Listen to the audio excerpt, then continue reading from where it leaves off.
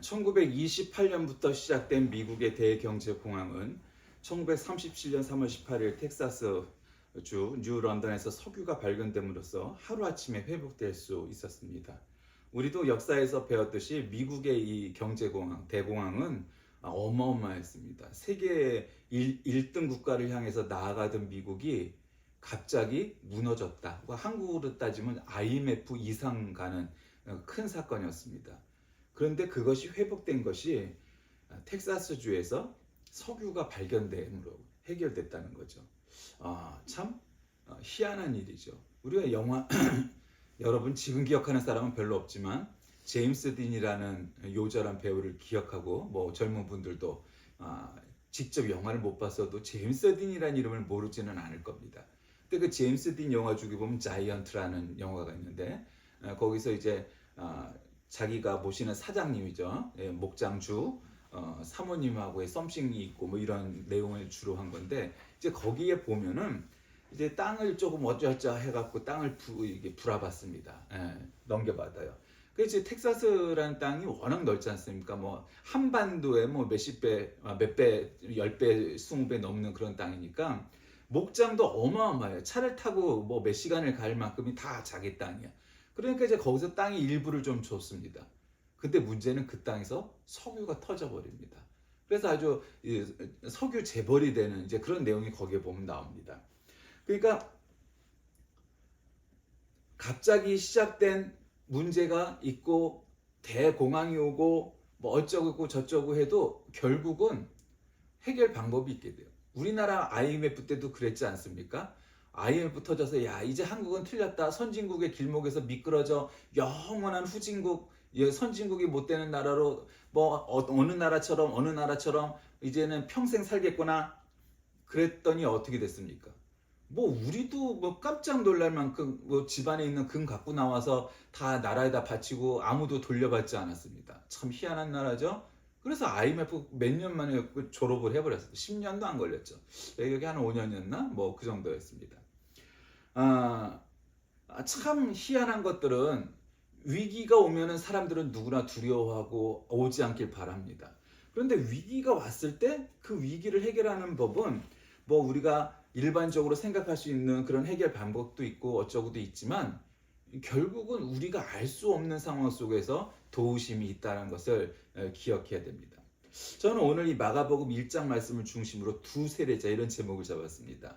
오늘 보면 두 명의 세례자에 대한 내용이 나오죠. 원래 세례란 말은 밥티스마라는 헬라어에서 연유합니다. 그러니까 세례자 요한의 등장과 함께 해서 처음 등장하는 거죠. 구약 성경에는 세례라는 말 자체가 안 나오죠. 이 밥티스마는 원래 밥티조라는 동사에서 파생한 말인데 이 밥티조라는 말은 원래 물에 담그다, 침수 뭐 이런 뜻입니다. 한마디로 말하면 침수. 거기서 이제 이 밥티조가 밥티스마로 이렇게 변형돼서 영어로 뭐 얘기하면 베프티즘이 되는 거죠. 그래서 우리가 침례교회를 베프티스트 처치라고 하죠. 그래서 저도 어렸을 때 침례교를 다녔으니까 성경 요즘은 이제 침례교회 성경이 따로 있지만 그때는 없었으니까 세례라는 말은 나오면 무조건 다 침례라고 읽었습니다. 그러니까 원래 이 성경에도 보면 예수님도 세례자 요한에게 침례를 받죠. 그러니까 물속에 들어갔다 나오는 침례를 받고 그 이후에도 계속 그랬습니다. 근데 그게 언제 세례로 변하냐면 결국 십자군 전쟁 때 이 전쟁이나 사막이나 물이 없는 곳에 먹을 물도 부족한데 거기다가 몸을 담그는 일은 이 상상도 안 되니까 간이식으로 물을 뿌리기 시작을 했습니다. 그게 이제 세례의 근원이 되었죠. 근데 이제 그게 정상화되고 일상으로 돌아가면은 다시 또 침례가 돼야 되는데 이게 세례가 간편하지 않습니까? 물에 안 들어가도 되고 그러니까 그냥 세례로 굳어져 버렸지만 원래는 침례가 오리지널 방법이다 이렇게 생각하면 됩니다. 그래도 우리나라에 뭐 미국은 많지만 우리나라에도 이 침례탕이 예배당 한쪽에 있는 이쪽에 성가대가 있고 저쪽에는 침례탕이 있어서 그 원래 침례라는 거는 세례문답 따위가 사실 없습니다. 오리지널 침례는. 그래서 당신은 예수님을 우리를 구하는 구세주 예수 그리스도를 믿습니까? 아멘. 그러면 사실 땡인 겁니다. 자 그러면 다음 주에 세례 받으십시오. 아니 뭐 이번 주에 세례 받으십시오 하면은 세례복을 입고 세례탕 앞에 섭니다. 그럼 목회자도 이제 그 옆에 서갖고 하면은 바로 이제 요즘 세례탕은 원래 뭐 같이 안 들어가고 목욕탕 그 욕조처럼 바스처럼 돼 있어갖고 그 옆에서 이렇게 풍덩 3번 해갖고 침례를 행하기도 하죠. 어쨌든 침례가 됐든 세례가 됐든 그 이 밥티스마라는 건 물에 잠그다라는 데서 출발했다. 그러니까 원래 세례의 이 원칙은 침례다. 그래서 이렇게 이용됩니다. 근데 어쨌든 오늘 이 마가복음입니다. 마가복음은요, 잘 모르지만 신약학을 공부 이제 처음 시작하면은 이제 몰랐던 걸 알게 됩니다. 그건 뭐냐면 마태, 마가, 누가, 요한 이것이 이제 사복음서잖아요. 그럼 사복음서, 복음서라는 건 성경 어느 성경보다도 사복음서는 제일 중요한 성경이에요. 물론 거기다 이제 사도행전, 로마서까지 하면은 이제 뭐 딱인데 어쨌든 그 중에서도 사복음서가 중요해. 왜 중요하냐? 예수님 말씀이 가장 많이 들어가 있는 성경이 사복음서니까. 그런데 그럼 그 성경도 순서가 있을 거 아니에요. 그럼 어떤 성경이 제일 먼저 쓰여졌냐? 마가복음입니다. 그러니까 마가복음은 무슨 어떤 신화적인 요소가 별로 없고 아주 심플하고 담백하게 아주 그냥 닝닝한 밥이나 빵처럼 그렇게 시작을 하지만 그래서 마가복음은 아주 중요합니다. 왜냐하면 제일 먼저 쓰여진 성경이기 때문입니다. 그런데 신약학자들, 제가 그 주로 서양의 신약학자들이겠죠. 그 신학자들이 공부 이렇게 하면서 얻어낸 결론이 뭐였냐면 지금은 전해지지 않지만 이 마가복음 말고 우리가 알 수 없는 성경책이 복음서가 하나 있었다. 그게 뭔지 모르니까 퀘스천에 영어로 독일어도 마찬가지지만 Q를 따서 그걸 Q복음서라고 합니다. 그게 왜 그런 결론이 나오냐면 사복음서를 갖다 쭈쭈쭈쭈 이렇게 요즘도 대비대조표가 있지만 하다 보면 마가복음이 없는 내용이 마태, 누가, 요한복음에 기록되어 있는 내용이 있다라는 거예요. 근데 마가복음이 최초인데 왜 서로 깊은 연관이 없는 마태, 누가, 요한복음서에 있을까? 그 내용을 추렸습니다. 그게 Q복음서예요. 쉽게 말하면 뭐 그 이상 우리가 알 필요는 없고 어쨌든 마가복음은 그만큼 심플하면서도 신화적인 요소를 아주 가장 제거한 담백한 내용의 복음서입니다. 그래서 선지자 이사야가 예언한 대로 세례 요한이 광야에서 회개의 세례를 전파하기 시작을 했을 때 사람들이 그에게 나와 죄를 자복하며 세례를 받습니다. 그러니까 마가복음은 예수님을 뭐라고 표현하냐면 하나님의 아들이요 그리스도요 복음이라는 선언으로 오늘 1장 1절을 시작하면서 이 세례자 요한에 대한 이야기를 쭉 나가죠. 그러니까 우리가 약대 털을 입고 있는 광야에서 있는 자들이죠. 그게 세례자 요한입니다. 그러니까 마가는 마태나 누가와는 달리 예수 그리스도의 탄생에 관한 기사를 기록하지 않습니다. 조상이 어쩌고 저쩌고 누구고 뭐 태어날 때 동방박사가 오고 하늘에 큰 별이 있었고 뭐 약간 신화적인 요소들을 일절 쓰지 않습니다. 담백합니다. 그러니까 좀 그런 요소를 싫어하는 사람들은 마가복음부터 읽어야 되겠죠. 그래서 오늘 본문은 그리스도께서 복음 사역을 시작하기에 앞서 그 길을 예비하고 있는 세례자 요한의 사역에 대한 내용입니다. 그러니까 두 세례자는 누굽니까? 세례자 요한 그리고 예수 그리스도.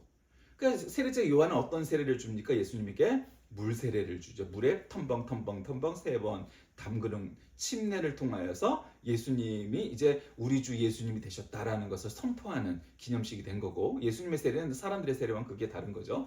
그 예수님의 세례 지금은 내가 너희에게 물 세례를 주지만 앞으로 이 예수님께서 너희들에게 불 세례, 성령 세례를 주실 것이다. 이렇게 말씀하시는 거죠. 예수님께서는 단 한 사람에게도 세례를 베푼 일이 없어요.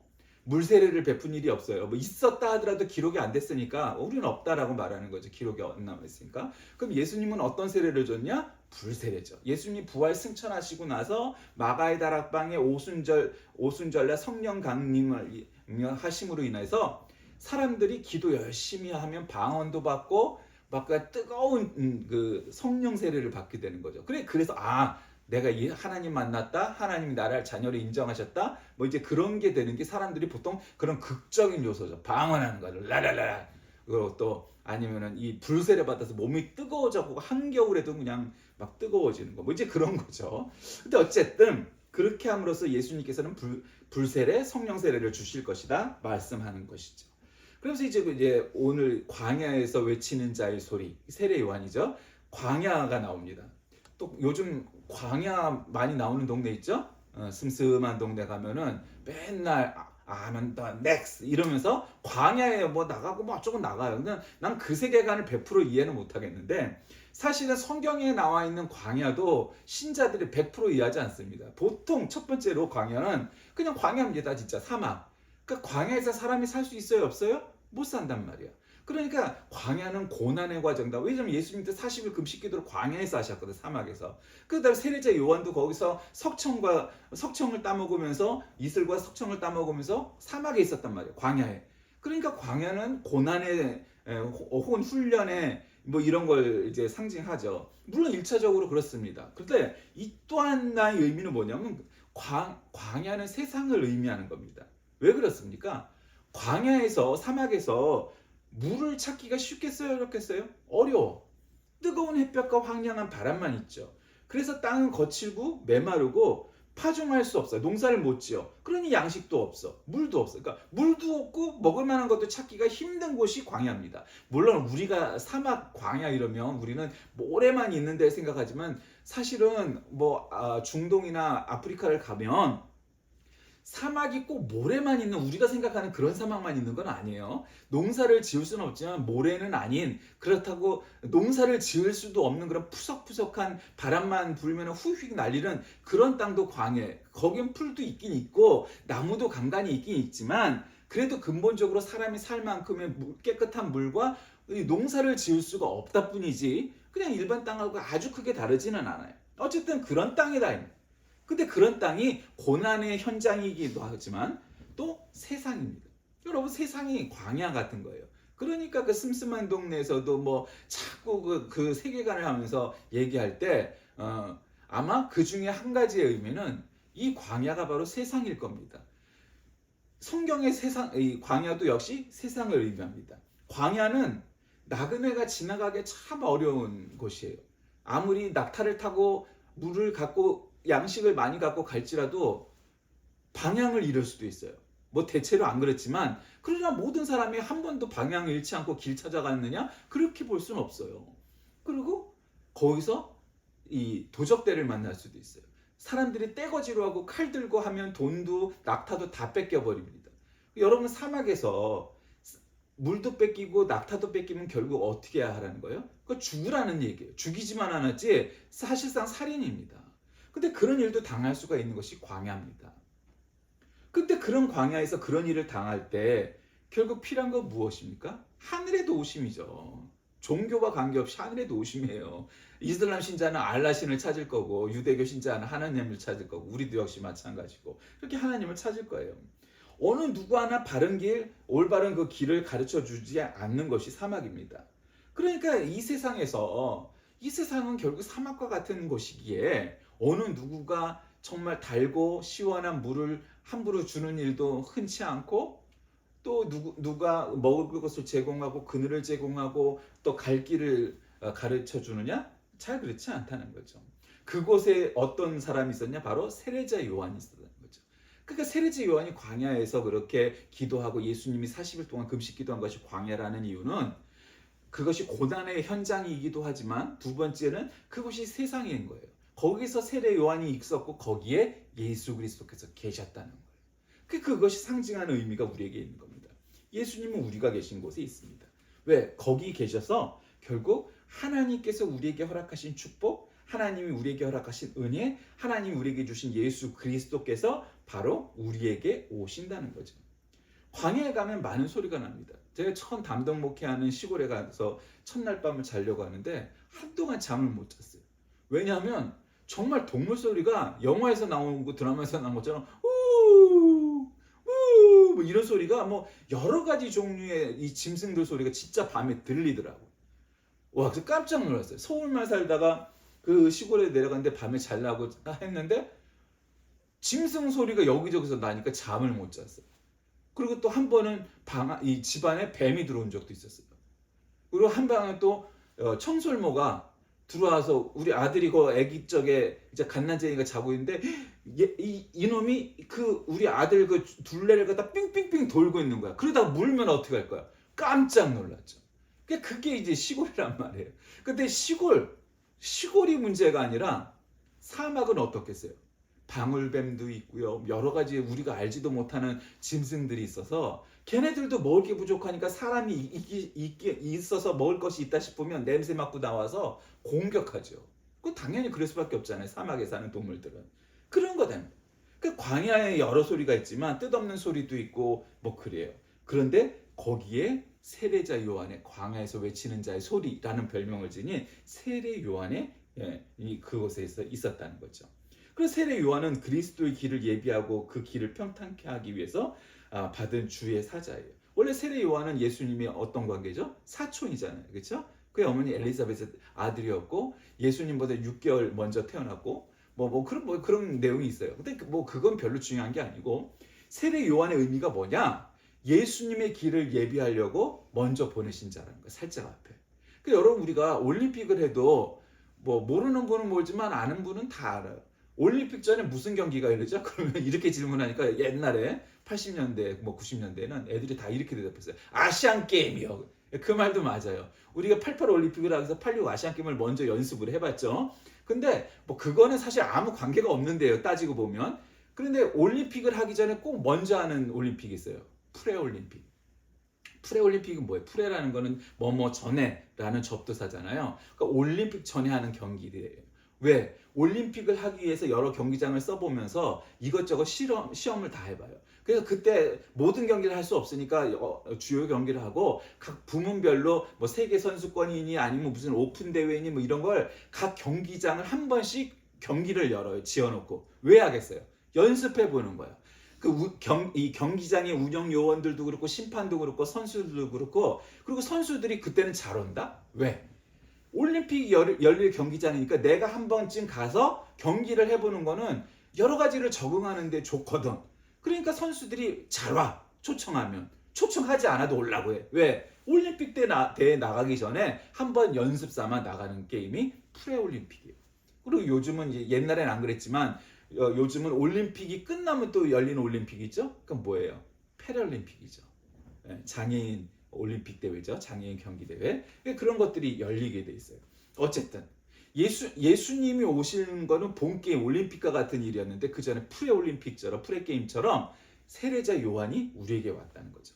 그러니까 세례 요한은 네가 누구냐라고 묻는 자들에게 뭐라고 했었냐면 요한복음 1장 19절에 광야에 외치는 자의 소리다. 이렇게 1장 23절에 대답을 합니다.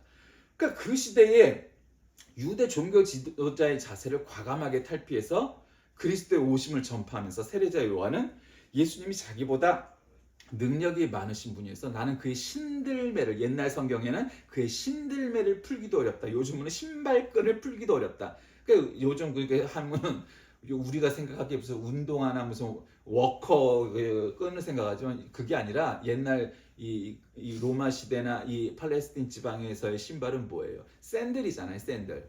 그 샌들을 이렇게 끈을 이렇게 요즘 여자들이 그런 구두가 있죠. 이렇게 하면서 이렇게 매갖고 무릎까지 이렇게 매는. 그러니까 그거하고 똑같다는 얘기가 아니라 어쨌든 끈이 길었다. 그러니까 그 끈을 풀 수조차 없는 사람이다. 나는 감히. 원래 그 신들매를 푸는 게 누구겠어요? 종이잖아요. 그러니까 나는 저 예수님의 종만도 못한 자다. 그러니까 감히 나를 예수님하고 비교하지 말아라. 왜냐하면 이 당시엔 세례 요한이 거기서 막 말씀을 전파하고 그러니까 설교하고 세례를 주니까 이 사람이 메시아냐? 생각했던 사람들도 있었고 예수님은 무명의 사람이었단 말이에요. 그러니까 사람들 생각에는 네가 어떻게 감히 세례자 요한과 비교할 수 있는 사람이냐? 이렇게 생각하는 사람 있었다고요. 그런데 세례자 요한은 뭐라고 했냐? 야야야 그건 말도 안 되는 생각이야. 나는 감히 예수님의 신들매조차도 풀 수 없는 존재고 나하고 예수님은 비교도 할 수 없는 존재야. 그러면서 예수께 세례를 베풀고 결국 세례 요한은 죽게 되죠. 순교하게 되죠. 그게 그의 사명이었어요. 그러니까 어떻게 보면 불쌍하죠. 여러분 군인들의 사명은 뭡니까? 나라를 지키는 거죠. 그렇죠? 근데 그 나라를 지킨다는 거는 그냥 이렇게 일반적인 의미에서는 그냥 밥을 하는 사람은 밥을 하고 창고를 지키는 사람은 창고를 지키고 또 포병은 포병대로 보병은 보병대로 여러 가지 공군은 공군대로 해군은 해군대로 다 자기의 역할이 있지만 어쨌든 군인의 사명은 뭐예요? 전쟁을 위해서 준비한 자들이에요. 그러니까 전쟁이 땅 하고 일어나면 어떻게 되겠어요? 전쟁터에 나가야 되는 거예요. 그리고 사람들이 착각하는 게 제대하면 그만이라고 생각하지만 예비군 요즘은 뭐 몇 년인지 모르겠지만 우리 때는 7년 동안 그 중에서도 2년인가 3년 동안 동원 예비군 하면 전쟁 딱 나면 현역이랑 똑같은 거예요. 그 예비군은. 그래도 향토 예비군이 되면 이제 조금 2차적이니까 낫지만 지금 우크라이나 전쟁처럼 이렇게 길어지면 뭐 향토 예비군이고 동원 예비군이고 의미가 있겠어? 다 나가야지 젊은 사람들은. 그러니까 전쟁이 나면 젊은 남자들은 다 나가서 전쟁터에 나가 총 들고 싸워야 되는 거야. 그러면은 전쟁터에 나간 군인이 뭐 나는 무서우니까 뒤에 있을래 뭐 이게 되나요? 전쟁터는 그런 데가 아니에요. 소대장이 중대장이 앞으로 전쟁 그러면은 전부 나가야 되는 거예요. 아니 총알이 막 날아다니는데 거기를 어떻게 기어가야 되는 거예요. 그래서 총을 맞아도 나가야 되는 거예요. 그게 군인이에요. 그게 사명인 거예요. 그게 나는 겁나요 그러다가 뒷걸음질 치다가 하면은 소대장이나 중대장이 걔를 쏴 죽여도 전쟁터에서는 합법이에요. 상관이 없어요. 그만큼 그의 사명은 중요하다. 자기의 직속 상관이 전진 앞으로 향해 전진 그러면은 나가야 되는 거예요. 총을 맞더라도 나가야 되는 게 군인입니다. 그게 군인의 사명이에요. 그러니까 아들 군대 보내놓고 전쟁 안 나길 기도하는 엄마들 뭐 예로부터 지금까지 그거는 어디나 다 마찬가지. 전쟁이 안 나야지. 전쟁 나길 바라는 사람도 간혹 있지만 자기 아들 군대 보낼 때는 뭐 하긴 뭐 그런 놈은 군대도 안 보내죠. 예, 뭐 하여튼 그렇다 이 말이에요. 그러니까 예수님 오시기 전에 세례자 요한의 사명은 뭐냐? 총알바지. 예수님 오시기 전에 내가 먼저 나와서 나는 네가 물 세례를 주지만 예수님은 불 세례, 성령 세례를 주실 거야. 라고 보여주는 거예요. 여러분 물 세례는 눈에 보이잖아요. 세례 주는 거. 그러니까 원래 세례라는 것도 이게 카톨릭이 이게 여러 나라마다 그냥 각 국교화되면서 교리 문답 교육이 짧으면 6개월, 길면은 막 2년에 이르기까지 역사적으로 보면은 그렇게 세례를 한번 받는 게 무진장 어려웠어요, 여러분. 그러니까 이제 침례교회처럼 그렇게 아멘 하면은 그날 딱 세례를 받을 수 있는 그런 시스템이 아니었어요. 그러니까 이 침례교회에서 그렇게 하는 이유는 뭐냐면 교육은 부실하면서 준다는 게 아니라 세례라는 거는 교육으로 되는 문제가 아니라는 거죠. 예배 드리다가 예배 이 설교 끝에 목사님 저는 오늘 우리 주 예수님을 구주로 영접했습니다 하고 손 들면 나오십시오. 그 자리에서 바로 영접한 그 시각에 바로 세례를 베푼다는 거죠. 그게 세례의 의미라는 거죠. 그러니까 뭐 6개월, 1년 세례 교육을 받아야 된다 뭐 그런 것도 의미가 있지만 내가 오늘 영접한 날 세례를 받는 그것도 의미가 있죠. 그러니까 뭐가 좋고 나쁘고의 문제가 아니고 그것이 다 이제 세례의 양면성인데 어쨌거나 예수님께 세례를 베풀고 나서 자기는 사그라들고 결국 목이 잘리면서 순교를 하죠. 그리고 예수님이 등장하세요. 세례 요한에게 세례를 받으신 예수님은 바로 어떻게 되십니까? 성령께 이끌려서 광야로 가시죠. 그래서 거기서 40일 동안 금식기도 하는데 마귀가 와서 야 높은 곳에 내려가서 떨어져 봐라. 야 네가 한마디 하면은 네 아버지의 성부 하나님께서 뭐 천군 천사를 보내주시지 않겠느냐. 먹을 것을 이 돌을 떡을 만들어 보아라. 온 가지 회유를 다 합니다. 그러니까 우리가 살다 보면 여러분 우리가 그런 시험 얼마나 많이 당합니까? 야, 너희 아버지가 누군데 뭐 해봐라 뭐 기타 등등 기타 등등.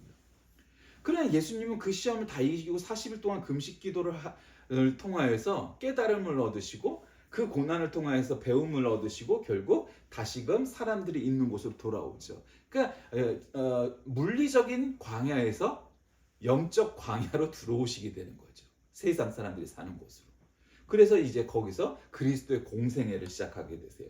그래서 복음을 전파하시고 갈릴리 해변으로 가서 베드로, 안드레, 야고보, 요한 이 네 제자를 부르시죠. 베드로, 안드레, 그다음에 야고보와 요한은 다 형제 둘씩 형제 관계니까 네 제자를 부르시고 그리고 이 안식일에 가버나움 회당에 들어가서 병든 자를 고치시고 또 귀신 들린 자를 치유하시고 각색병을 고치시고 기타 등등 기타 등등 기타 등등. 그러고서 예수님의 사역이 시작되는 거죠.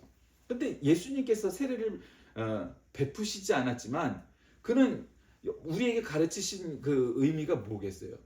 물론 이제 성령 세례는 지금보다는 3년 뒤에 성령께서 임하시고 성령 세례를 받잖아요. 그 전에 예수님께서 살아생전에 공생의 기간 3년 동안 무엇을 보여주셨어요? 사람에게 기도하고 말씀을 전파하고 아픈 자를 낫게 하고 이러셨잖아요. 그 사람들이 사람들에게 회개하라 천국이 가까웠느니라 이렇게 세례 요한이 외쳤던 것처럼 그 말씀을 직접 보여주셨던 거죠. 그러니까 우리가 착각하는 건 뭐냐면 아픈 건 그냥 몸이 아픈 거라고 생각하는데 그 당시 생각은 그런 게 아니었어요. 아프다는 것, 몸이 아프다는 것도 그건 죄로 인해서 생긴 병이다 이렇게 생각하는 관념이 굉장히 강했어요. 야, 네가 갑자기 무등병에 걸렸어. 너 솔직히 말해봐. 너 남 모르는 사람들은 모르는 하나님만 아는 큰 죄가 있지? 넌 그런 큰 죄가 있어서 이게 고치지 못할 문둥병에 걸린 거야. 요즘은 한센씨 병이라고 말을 하고 옛날엔 나환자라고 했지만 성경에는 문둥병이라고 기록되어 있으니까 뭐 이것도 빨리 바뀌어야겠죠. 한센씨 병으로. 어쨌든 그렇게 걸렸다 이 말이에요. 그리고 또 뭐 여러 가지 기타 등등 그런 모든 병에 걸린 사람들은 넌 죄인이다 이 말이야. 네가 이렇게 큰 병에 걸린 건 네가 이만큼의 큰 죄가 있었기 때문이다 라고 생각하고 믿고 있던 시대예요. 그러니까 예수님께서 병든 자를 고치시고 심지어 죽었던 자를 살리신 까닭이 뭐냐? 내 앞에서 병듦과 죽음은 의미가 없다라는 거죠. 예수 그리스도로 인해서 그 구세주 메시아로 인해서 그 모든 이 아픔과 죽음은 다 해방된다라는 것을 보여주시는 거예요. 그거를 우리가 알아야 되는 거예요. 아, 저 사람이 가난하니까 낫게 하고 가난해서 낫게 한 게 아니에요. 그가 죄가 있기 때문이 아니에요. 예수님께서는 긍휼을 가지시고 저를 긍휼히 여기시고 그를 낫게 해주심으로 내 앞에서 죽음도 병도 아무 의미가 없다. 나는 다 그곳에서 해방시킬 수 있는 존재라는 것을 보여주신 거예요.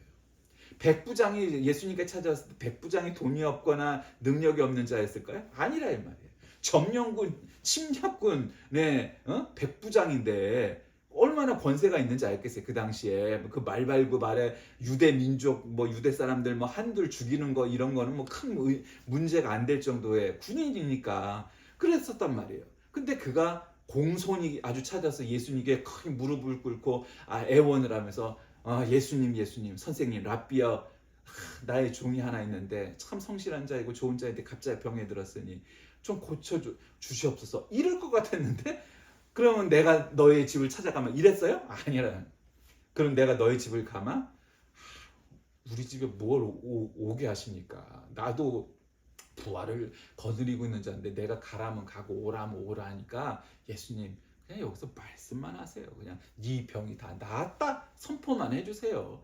그러면 낫지 그까짓 거 뭐 능력 있는 예수님 뭐하러 그 번거롭게 거기까지 가세요. 이렇게 대답을 하잖아요. 여러분 놀랍지 않습니까? 물론 성경에는 그 백부장이 어떤 출생이고 어떤 신앙을 가졌고 이거를 얘기하고 있지 않지만 그렇게 말할 수 있었다는 데는 그가 신자였다는 것을 뭐 익히 알 수 있는 것이고 예수님의 설교를 몰래 잘 들어서 예수님이 메시아라는 사실을 믿고 있었던 신자였다는 것을 우리가 유추해 볼 수 있잖아요. 근데 거기다가 이는 백부장이었고 그 당시 엘리트였죠. 로마군 장교였으니까. 그러면서 예수님 아유 뭐하라고 귀찮게 거기 가세요. 그냥 여기서 선포해 주세요. 네 병이 다 나았다. 선포만 해주시면 그냥 됩니다. 뭘 바쁘신 분이 거기까지 올라가고 하세요. 그냥 그렇게 해주세요. 예수님이 야 네가 이런 믿음을 갖고 있어? 넌 로마인인데? 우와 예수님도 정말 놀라시고 하면서 네 믿음이 정말로 대단하다 칭찬하시잖아요.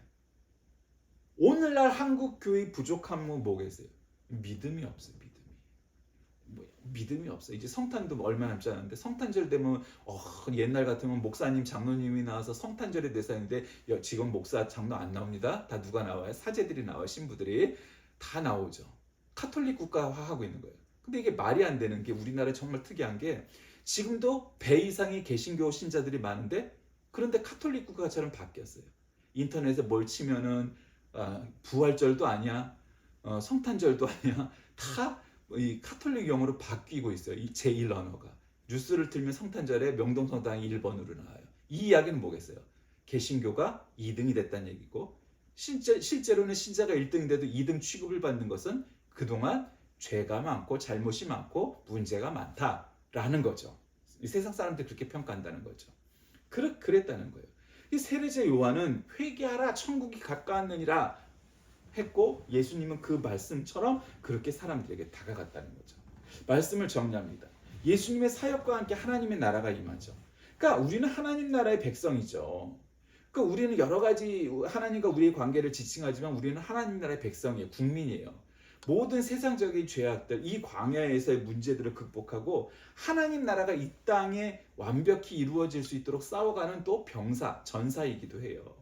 우리는 개인 기도 혹은 공중 기도를 할 때 우리의 잘못을 늘 회개하고, 예배도 앞에 예배의 부름과 기원 속에서 우리의 죄를 회개하기도 하고, 또 이제 대표 기도라고 소위 말하는 그런 공동 기도 시간에도 결국 우리의 죄에 대해서 논하고, 그리고 그래서 사함을 받고 말씀을 듣고 다시 예배가 끝나게 돼 있죠. 그러니까 정말 중요한 건 뭐냐? 회개 자체보다는 회개에 합당한 열매를 우리가 맺어 나가고 있느냐 하는 점입니다. 우리는 주의 길을 예비하는 세례자 요한의 삶을 통해서 신앙인의 올바른 자세가 어떤 것인지를 배우게 됩니다. 이 땅에 사는 날 동안, 광야에 사는 날 동안 회개하라 천국이 가까웠느니라 하면서 광야로 가셨던 세례자 요한과 예수님처럼 우리도 이 세상, 이 광야에서 정말로 회개하여 하나님 나라가 하루속히 이루어질 수 있도록 살아가고 있는지 잘 살펴봐야 이 두 세례자의 교훈과 가르침이 우리 안에 녹아들고 우리가 그 말씀대로 살고 있는지 평가될 것입니다. 우리는 정말 이 두 세례자의 말씀대로 살고 있습니까? 기도하겠습니다. 살아계신 하나님, 오늘날 우리의 삶 속에서 세례 요한과 예수님의 가르침이 정말로 우리 삶 깊숙이 심어지고 하나님 나라를 위해서 살아가는 자들인지 스스로를 돌아보게 하시고 하루속히 하나님의 나라가 오는 날까지 전진하는 우리 모두가 되게 인도하여 주옵소서. 예수님의 이름으로 기도드립니다. 아멘.